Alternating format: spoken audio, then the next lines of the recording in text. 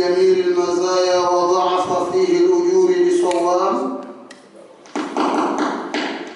وتوجه بتاج القبول وأنزل فيه القرآن على سيد الأنام، وأرسل سحائب الإحسان للعمال فنعم أجر العاملين. أحمده وأشكره على نعم تتجدد بالروح والبكور، وأستغفره وأشهد أن لا إله إلا الله الحليم الغفور، وأشهد أن سيدنا محمد رسول الله شفيع الأمة يوم النشور.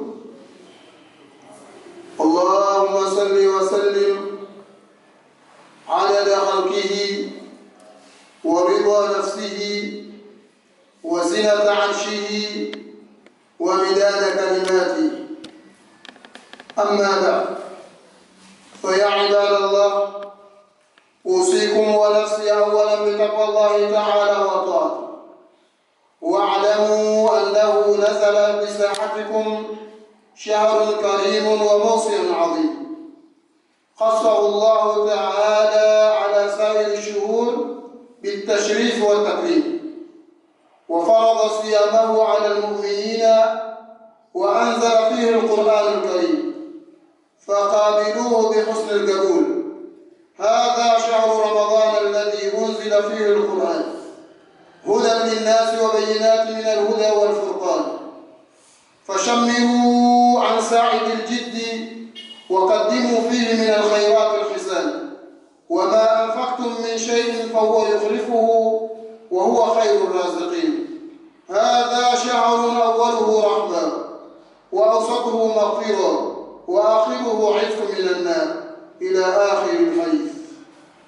إخوة الإيمان، baada ya kumshukuru Mwenyezi Mungu Subhanahu wa Ta'ala na kumtakia rehema na amani kiongozi wa umma huu, naye si mwingine ni mtume wetu Muhammad sallallahu alaihi wasallam, mtume ambaye kila mahala penye mafanikio ametulekeza, kila mahala penye hasara na balaa akatutenga napo na akatuepusha napo. Ikhwatul iman, tumo ndani ya mwezi mtukufu wa Ramadhani, mwezi ambao huwezi kufananisha na chochote katika miezi. Una mengi ulioyabeba. Iwapo tutaufananisha na miji, basi tungeufananisha na mji wa Makka. Kwa nini? Mji wa Makka una mengi, ima kiibada daraja yake ni ya juu, si tu ni mwezi ambao kwamba ni mji ambao kwamba kuna mkorofi ambaye ajulikana kwenye ulimwengu huu. Kila nabii aliyokuja aliwaonya watu wake juu ya mtu huyo, akiwemo Masihu Dajjal.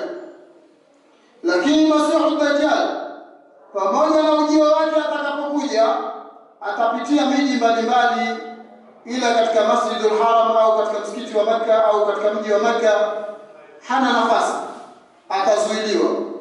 Kwa maana hiyo, na sisi tunaye mkorofi ambaye anaangaisha maisha ya watu wengi, naye si mwingine ni Iblis alayhi laana.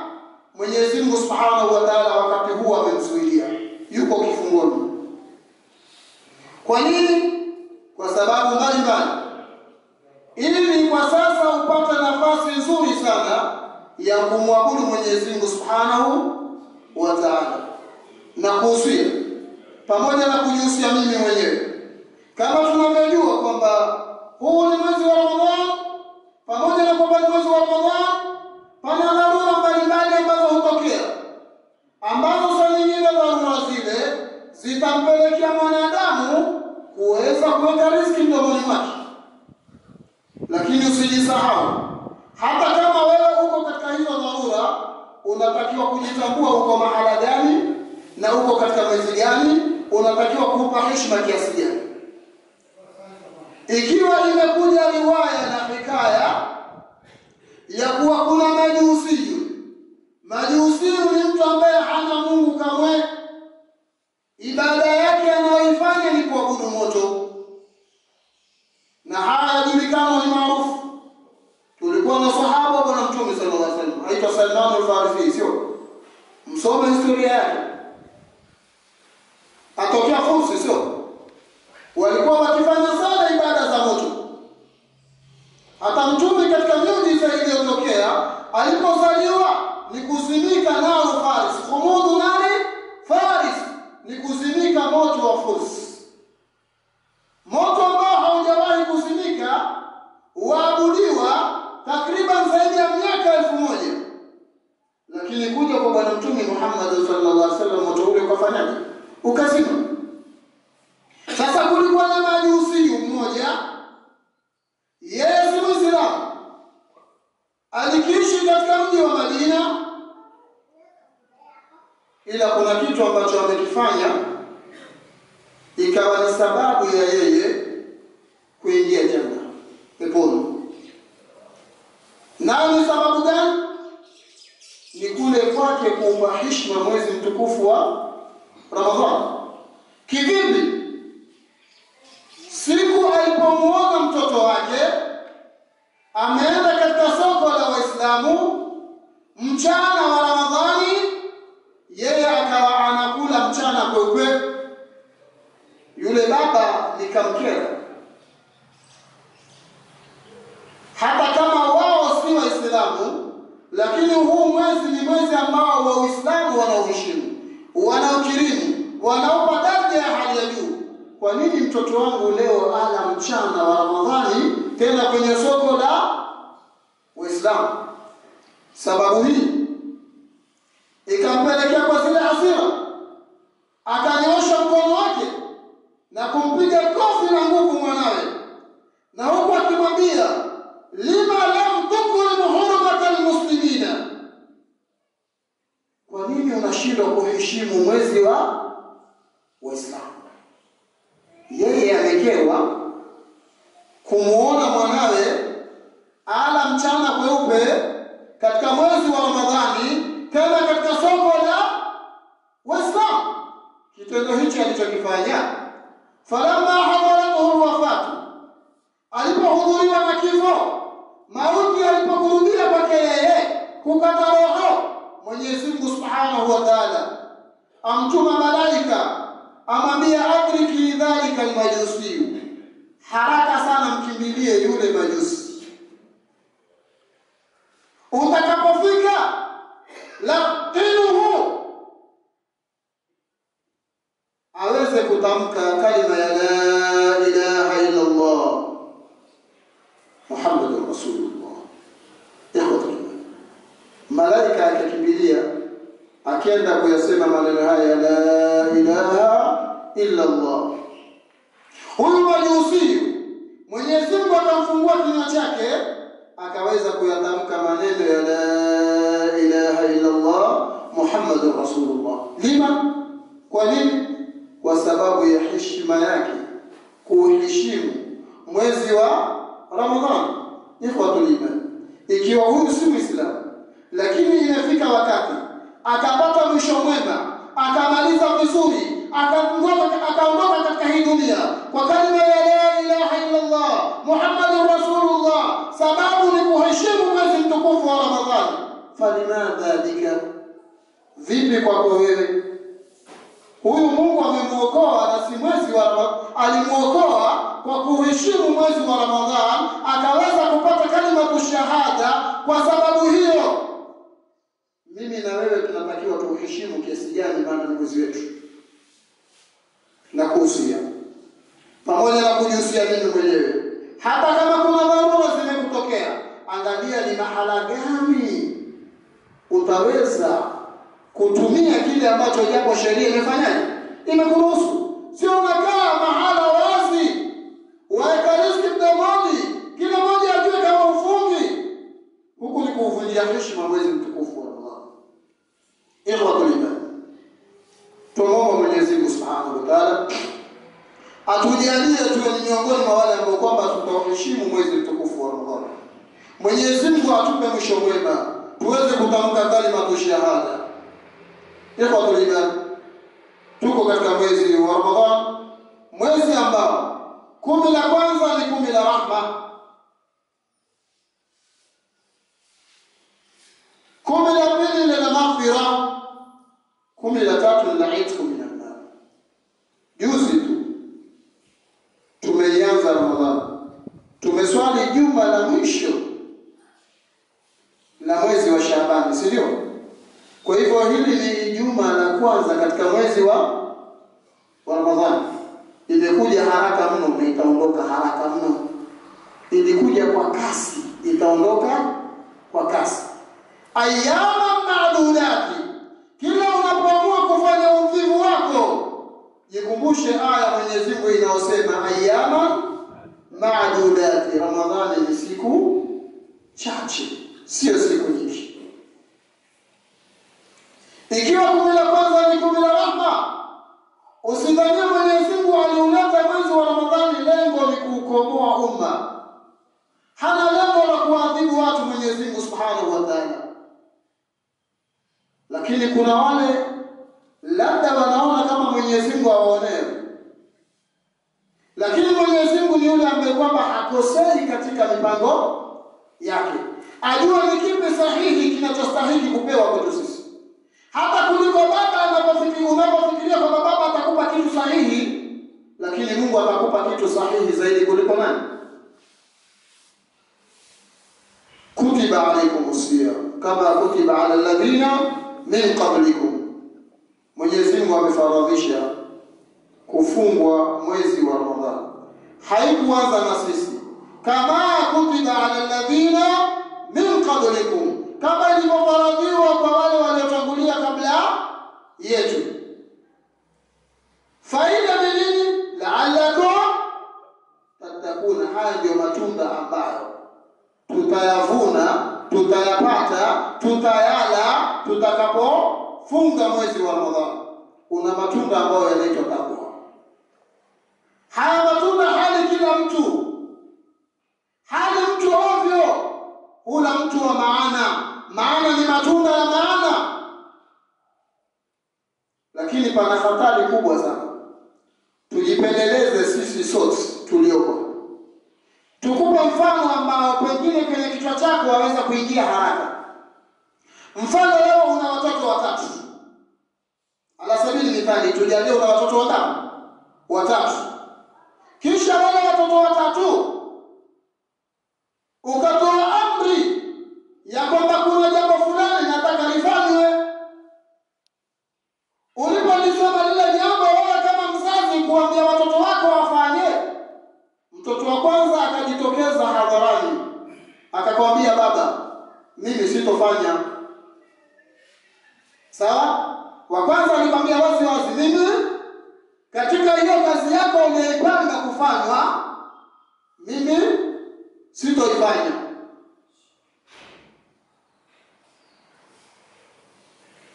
Wa pili akakwambia nitafanya, kisha hakufanya. Watatu akakwambia nitafanya, kisha akafanya. Sijui inaeleweka? Wewe kwa mtazamo wako ni nani mtoto bora zaidi katika hawa? Bila shaka utatuambia huyu wa mwisho aliyokwambia nitafanya kisha akafanya. Huyu kwako ni bora zaidi, si ndio? Lakini kuna hawa wawili waliobakia. Nyinyi mwamuona ni nani muovu zaidi?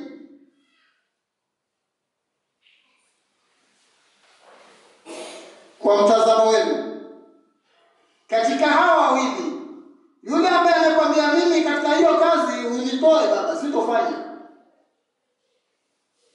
Huyo mwingine akakwambia nitafanya, kisha akakuacha barabarani.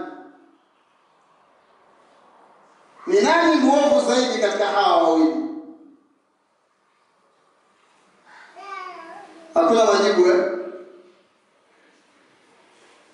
Ni nani muovu zaidi katika hawa wawili? Maana tushampata yule mzuri, si ndio? Ambao alikwambia nitafanya na kafanya. Lakini hawa wawili, yaani ni sawa na kwamba wewe umetoka barabarani wataka kwenda Nairobi, kuna jamaa ukamwambia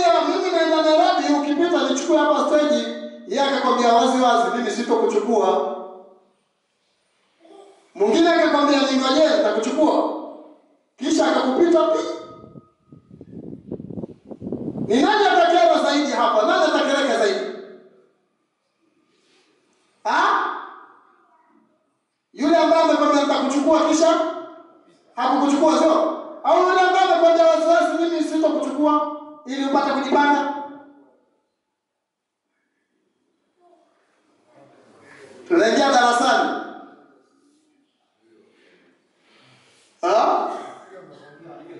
Wengine watuambia wa kwanza, yule ambaye amekwambia tayari mimi sitokuchukua utakukera zaidi. Mwingine huyu wa pili aliyokwambia niko pamoja na wewe, tuko pamoja, kumbe akupaka mafuta na mgongo wa chupa fake smile nakutalia meno kadhania kupenda sana, kumbe ni meno ya plastiki. Na hawa ni wanafiki. Na ndio maana Mwenyezi Mungu Subhanahu wa Ta'ala anapozungumza azungumza na yule wa kwanza, ya ayyuhalladhina amanu kutiba alaykum. Hata wewe leo ungekuwa na hawa watoto watatu, mara nyingi maongezi yako ukiwa una jambo atakalifanyike, ungekuwa ukiongea na nani zaidi?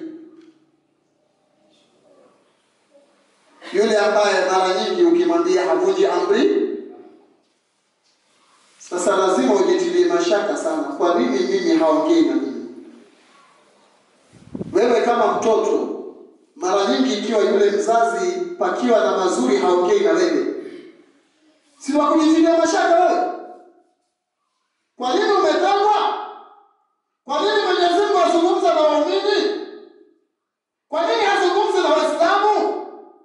Katika swala la ibada ambao ni saumu, Mwenyezi Mungu akwambia ya ayyuhal muslimuna kutiba alaykumus siyam. Asema ya ayyuhalladhina amanu kutiba alaykum. Ajua pana Waislamu wenye matatizo ambao wao wanakubaliana na Mungu kisha wakavunja na kuachilia mbali na kuyapuuza mambo ya Mwenyezi Mungu Subhanahu wa Ta'ala. Huyu mtu wa kukudanganya namna hii tukimita mnafiki tumekosea. Kwa nini mnafiki nani? Idha wada akhlafa, sio? Anapoahidi hatimizi, sio? Alikwambia nitafanya kisha hakufanya, si ni ahadi kuvunja? Na hawa Mwenyezi Mungu amewaandalia zawadi nono nzuri sana, hawa ambao huahidi wakavunja. Mungu amewaandalia zawadi nono nzuri kwa kweli. Innal munafiqina fi darki asfali minan nar. Hawa ndio watakaa chini kabisa katika moto. Hakusema makafiri ndio watakaa chini kabisa ya moto. Wale wanafiki, manake wenye urongo. Afadhali mtu ambaye ametokezea haja kwako ana silaha moja kwa moja, unajua huyu ni madhara kwangu, sio? Kuliko yule anaoficha silaha akaja akakaa na wewe kisha akakumaliza vibaya sana. Sasa ndio hawa ambao ni wadanganyifu hudanganya. Na miongoni mwa vitu ambavyo vinabadilisha saumu, zaharibu malipo ya saumu, ni urongo. Muhbitati lithawabi saumu. Miongoni mwa vitu ambavyo vinaporomosha malipo ya khamsun yuftirna saim, mambo matano yanaharibu saumu, miongoni mwao al-kidhbu, urongo. Tujichunge sana, kwa sababu tuko katika mwezi wa Ramadhani. Tuko katika university, tunapata mafunzo kama wanafunzi, tumeingia kwenye shule bora. Shule ambayo inakuonyesha kwamba tabia zako ulizozoea za urongo unaoweza kuziacha. Wajijalie tu. Wewe ambao una tabia ya uchawi utaki kutoa, unayo tabia ya kutoa maumbile ya Mwenyezi Mungu aliyokuumba. Hizi ni tabia tu umejibandika nazo. Wewe ambao unajifanya huna huruma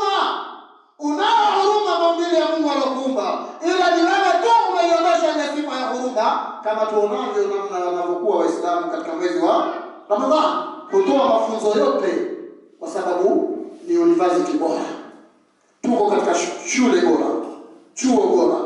Ni jukumu letu sisi kupata yale mafunzo bora. Tena shule hii haitoi mafunzo kwa mwaka mzima, kwa mwezi mmoja peke yake. Na kila mmoja ukimuona apendeza. Ni masomo ya aina gani? Masomo ya hali ya juu. Hayapatikani katika shule nyingine, ila ni katika shule ya Ramadhani. Baada ya kumshukuru Mwenyezi Mungu Subhanahu wa Ta'ala na kumtakia rehema na amani Mtume wetu Muhammad sallallahu alaihi wasallam kwa mambo mbalimbali, na tunaona faida ya mtu kuheshimu mwezi wa Ramadhani. Imempelekea mtu kupata kalima shahada kwa sababu yake alipouheshimu mwezi wa Ramadhani. Na Mwenyezi Mungu siku zote hupanga kitu chenye faida kwako. Na ndio maana akasema, asa an takrahu shay'an wa huwa khairun lakum. Hata Mwenyezi Mungu kuna jambo amelipitisha kwako wewe likakukera, lakini lina faida kwako, halina balaa. Na hata ukapenda jambo kumbe ndio lina shari kwako. Ala sabili mithali, tukitoa mifano ndio tueleweke zaidi. Kulikuwa na bwana mmoja msafiri aelekea safari yake muhimu sana. Akafika hadi stage. Alipofika stage akakata tiketi yake ya kumfikisha pale anapo kwenda. Baada kama dakika 5 tu gari iondoke, maana gari ilikuwa satai. Mwida atuma mtoto amletea ripoti, amwambia hivi, mama nyumbani anakuita, asema ni muhimu sana uende. Bila shaka hata kama ni wewe, kulingamana na time zako ulivyotegea kwamba kule watakaofike usichelewe, ufike kwa wakati, hili jambo likekukera, sio? Yule bwana akakerwa, lakini kwa kuwa pia mpenda mkewe hataki kumuudhi, na imeleta salamu kwamba ni muhimu sana fika. Kuna nini? Hapana, sijui, ila umekuwa ni muhimu wewe. Akakimbilia nyumbani, akafika nyumbani. Aliporudi tu gari shaondoka. Ina maana pesa yake imepotea hivyo. Amekasirika sana. Sasa tuione hasira yake. Na ile ambayo ilikuwa yeye analifurahia, ni ipi faida yake? Akabidi akate gari nyingine na ufuate. Ilipofika kuondoka, walipoondoka wakifika mbele, ile gari ambayo ilikuwa nje yeye imepata ajali, imepinduka, walioko wote ni bina lillah, wote ni marhumu, wameaga. Hapo ndio akaona kurudisha shukrani kwa Mwenyezi Mungu, akasema alhamdulillah. Na mimi ningekuwa ndani ya nini ya hii gari, sijui na mimi ningekuwa grupu ipi, pengine na mimi ningekuwa ni miongoni mwa wale ambao kwamba wamefanyaje, wamekata uhai wao. Lakini Mwenyezi Mungu alikuwa ampanda, ametoa sababu yake, hataki aende atapatikana na ile ajali, akazua lolote limezotoka, akamuondosha kwenye ile balaa. Asa an tuhibbu shay'an wa huwa sharrun lakum. Kuna vitu hata ukavipenda sana ukaviona vina kheri kwako, Mwenyezi Mungu akakuondosha katika ile hali, ukakerwa nayo, kumbe Mwenyezi Mungu akutakia kheri. Na hata ukapata jambo, kumbe ndani yake lina nini? Lina shari. Mwenyezi Mungu ametuletea Ramadhani, hana lengo la kutuumiza kabisa. Atutakia kheri, tuifanyie kazi mwezi wa Ramadhani. Tuko katika 10 la rahma.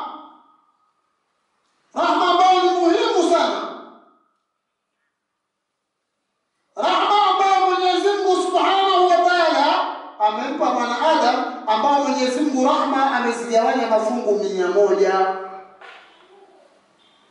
99 amezihifadhi kwenda kuwapa waja wake siku ya kiyama peponi.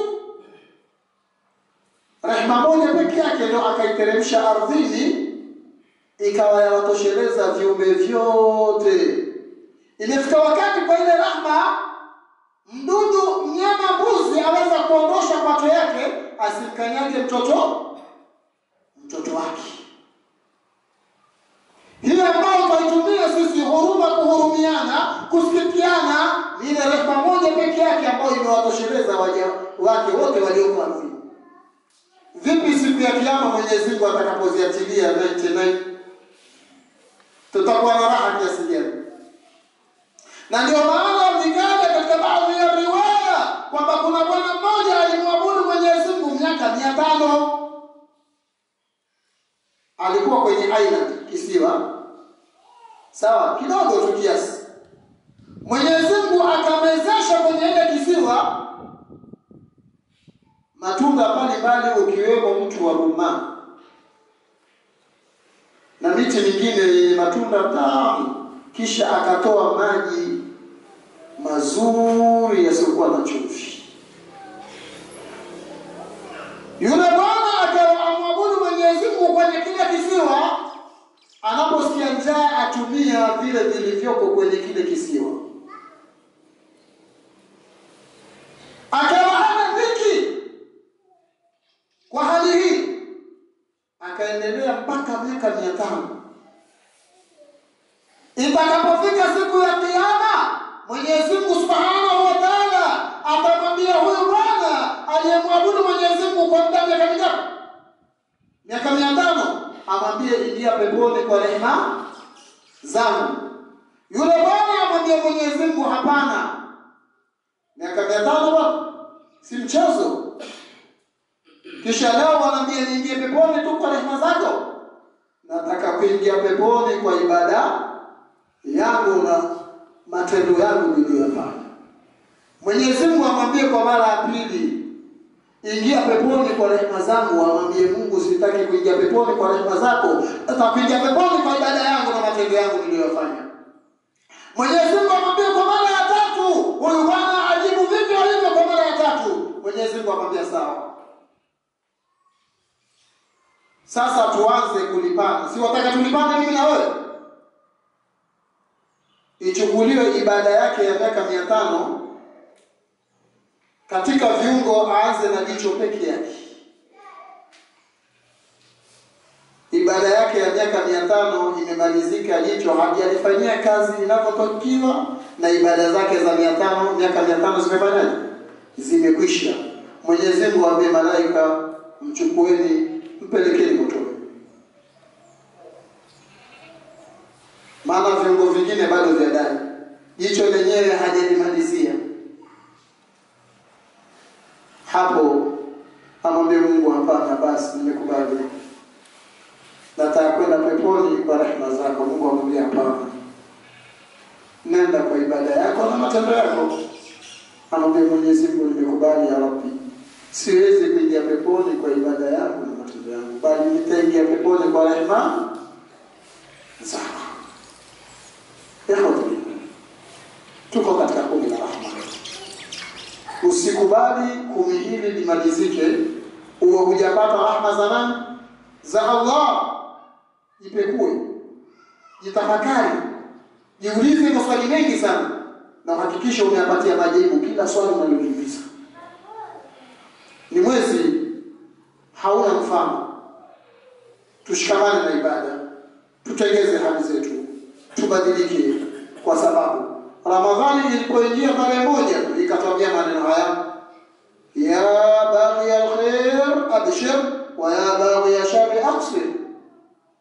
Ewe uliozoea kufanya ukorofi, ewe uliozoea kufanya mambo ya kheri, sasa ni wakati wako wa kushangilia. Na wewe uliozoea ukorofi, sasa acha, punguza, hebu rakibisha hali zako. Tumwombe Mwenyezi Mungu Subhanahu wa Ta'ala atujalie tuwe miongoni mwa wale ambao tukarakibisha hali zetu, atusamehe dhambi zetu, atukidhie haja zetu, Kila mwenye malengo yake Mwenyezi Mungu amtimizie malengo yake.